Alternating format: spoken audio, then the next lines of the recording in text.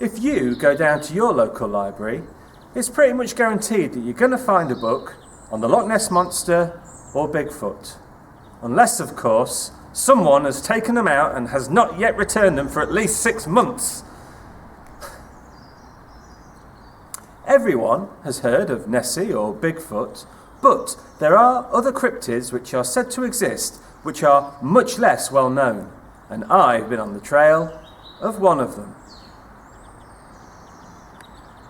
Yes, I've been investigating a bipedal creature known as the Golk. It's mysterious and strange, and one is thought to have been spotted in the Lincolnshire wolds. Keep watching and you will see some extraordinary footage of what is thought to be a Golk. Let's examine and explore together.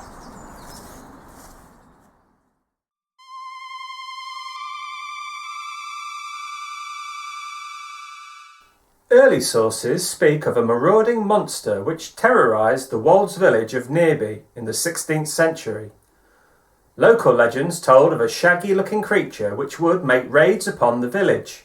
It was said that the Golk took sleeping children from their beds and, on one occasion, disemboweled a monk returning to his monastery not far from the village. So fearful became the residents of Nearby that one night they all simply fled, never to return to the village.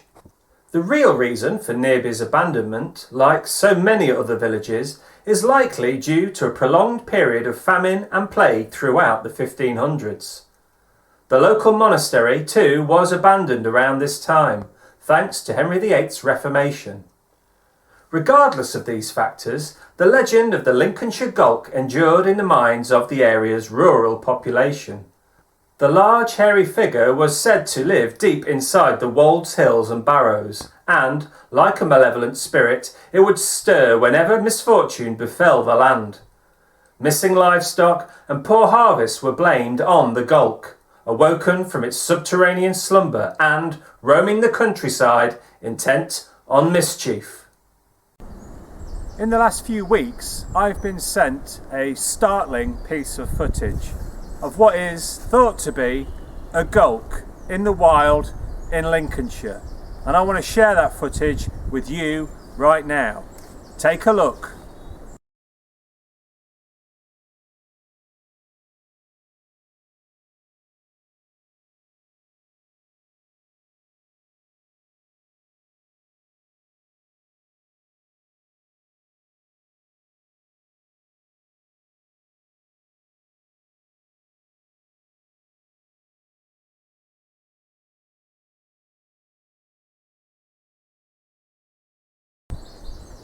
Quite incredible, I'm sure you'll agree. I've come now to a location very close to where the Golk was thought to have been filmed, and I'm going to go hunting for a Golk. Show no fear. Are you with me? Let's go.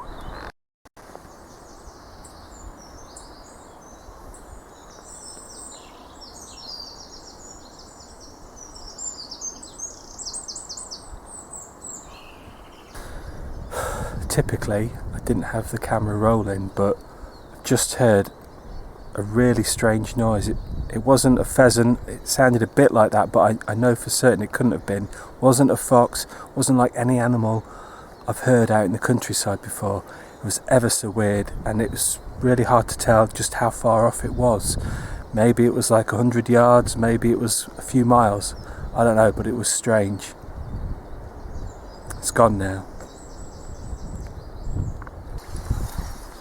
So I was thinking that maybe we could settle in tonight, watch a bit of telly, Sunday night. Innit?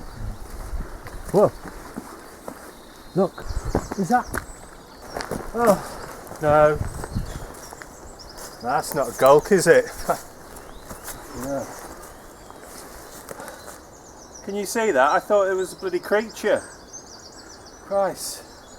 My heart was going for a second there.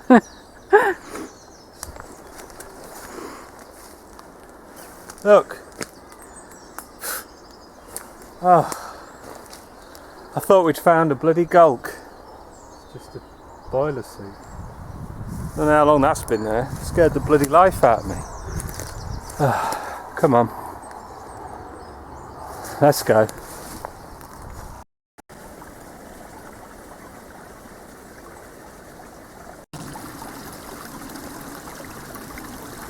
Well, I've just about given up any hope of finding evidence of a Golk today.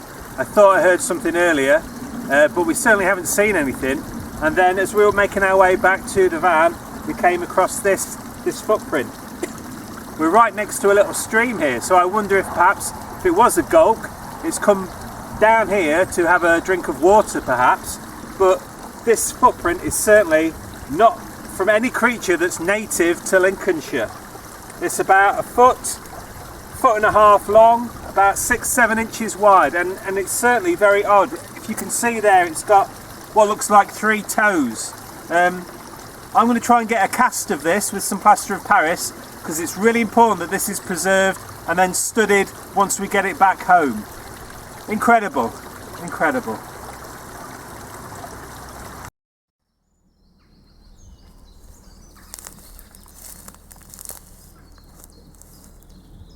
That footage was taken a couple of weeks ago, and I had hoped to be able to show you the cast I'd made of the footprint, but as you can see, I don't have a cast.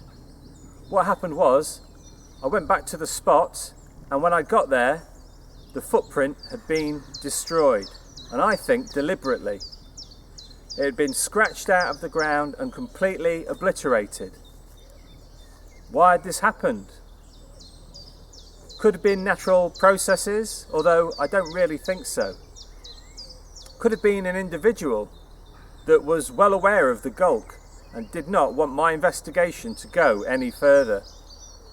Maybe, indeed, it was the Golk itself, returning to the spot where it had left its footprint and deliberately gotten rid of it.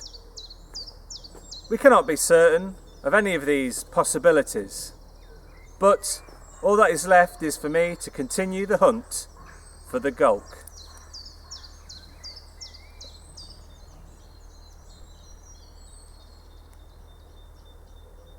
Until next time, stay weird.